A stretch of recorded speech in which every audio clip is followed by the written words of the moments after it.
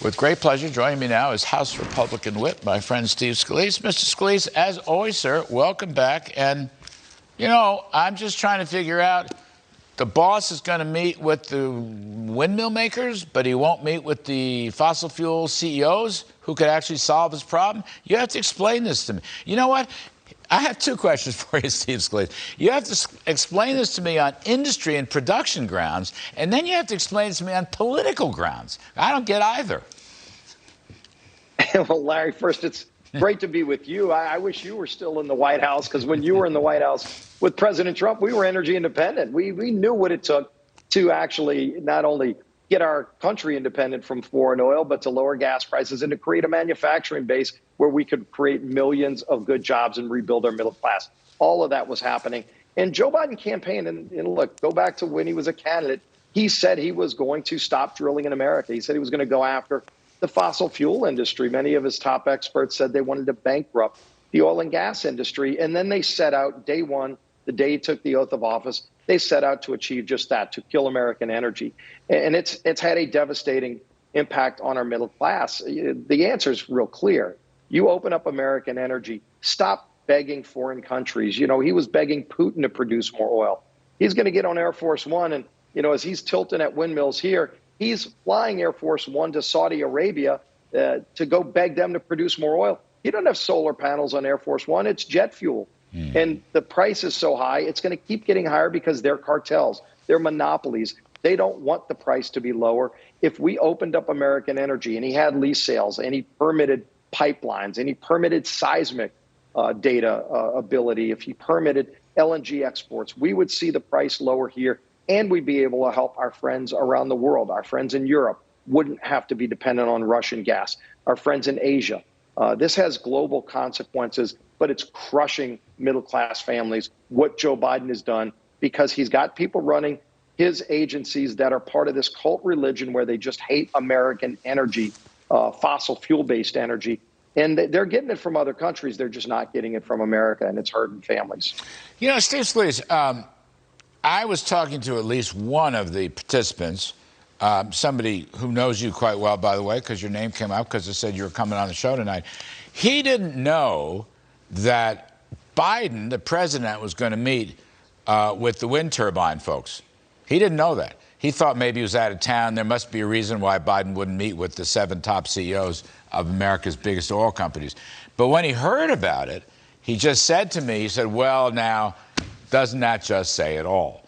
And I think that doesn't that just say it all? That's the message that Biden, look, Biden's been, I guess, very consistent about this. He doesn't care for them, he doesn't like them, and he's not going to help them.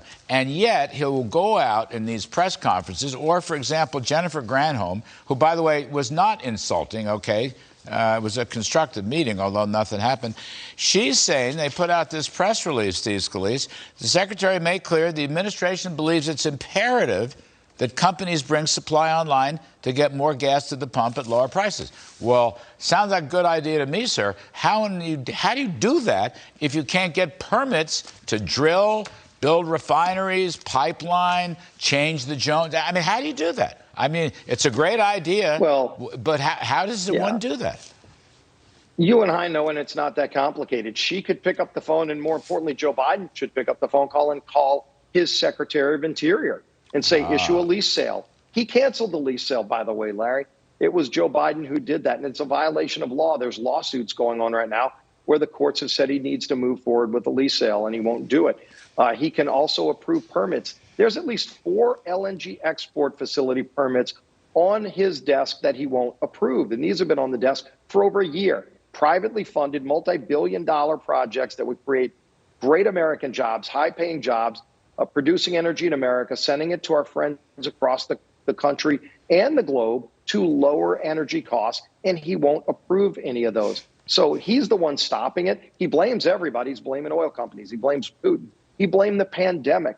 He blamed local gas stations. He's blaming everybody but himself, but the public knows better. The public has already figured this out, and they know it's Joe Biden doing this, and that's why his poll numbers are so low. But he's beholden to this radical far left who hates American fossil fuels. And that's the problem, is that he can't stand up to them and tell them no.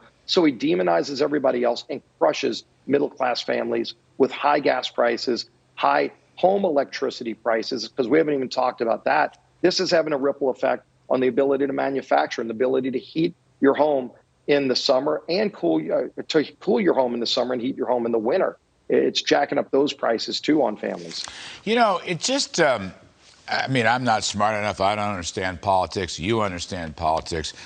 I thought maybe Joe Biden understood politics. But this election in the fall is about inflation.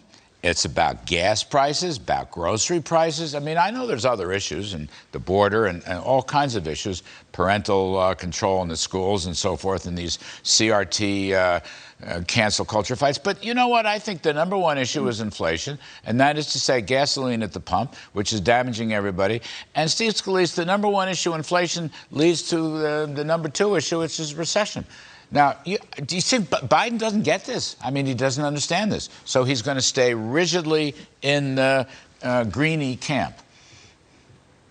Yeah, and, you know, some of his own cabinet and other executives are having a disagreement with him. You saw Jerome Powell, you know, recognizing that this is driving inflation. Inflation will be the number one issue in the election in November. And high gas prices are a big part of that, because as you're going to the grocery store, you're paying more, and that's hurting families. But when you go to fill up your vehicle, and look, over 90% of the cars on the road are fueled by gasoline. And so this idea that, you know, everybody can get an electric car, we're going to see an increase in electric vehicles. And by the way, Larry, where do you get the energy for that electric car? You don't plug it into a tree. You plug it into an outlet that's probably generating fossil fuel power, and they're taking that away. And so the price keeps going up. People know that Joe Biden's policies are driving it, and they're angry. They're angry about the border, too. They're angry about parental involvement in kids' education.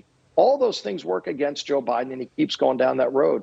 They're talking about taking away guns, taxpayer-funded abortion on demand. I mean, that's where the Biden administration's focusing their energy. They should be focusing on American energy, and they're not. They're shutting it down.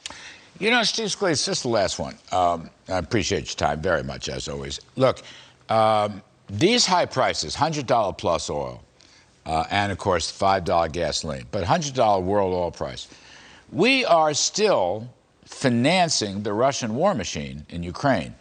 The reports now are coming in that Russian oil production is now back to the pre-war high, which was about 10 million barrels a day. In other words, the sanctions imposed knocked their sales down for a few months, but because India and China are back helping Russia and buying up the oil, they're pretty close to where they were pre-war. So the lack of supplies here, which goes back to the regulatory problem with the permitting and so forth, we are still financing Putin's war against the Ukraine. That's where this is leading to. And I don't know if Biden has anything about that, but that's the practical reality. I'll give you the last word, sir.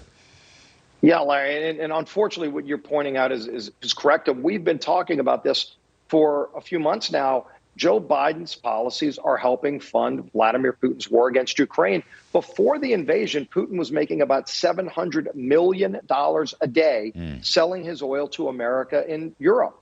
We said, look, cut off that supply. The ability for us to cut that off is not just by sanctions, it's by increasing production in America, because that's the only thing that's going to lower the price. There's still, again, monopolies, cartels, OPEC, they limit the production globally. So Putin will continue to benefit as long as Biden shuts off the spigots in America. Open up production here and take that money out of Putin's pocket. Take the leverage away from cartels around the world. Biden won't do it.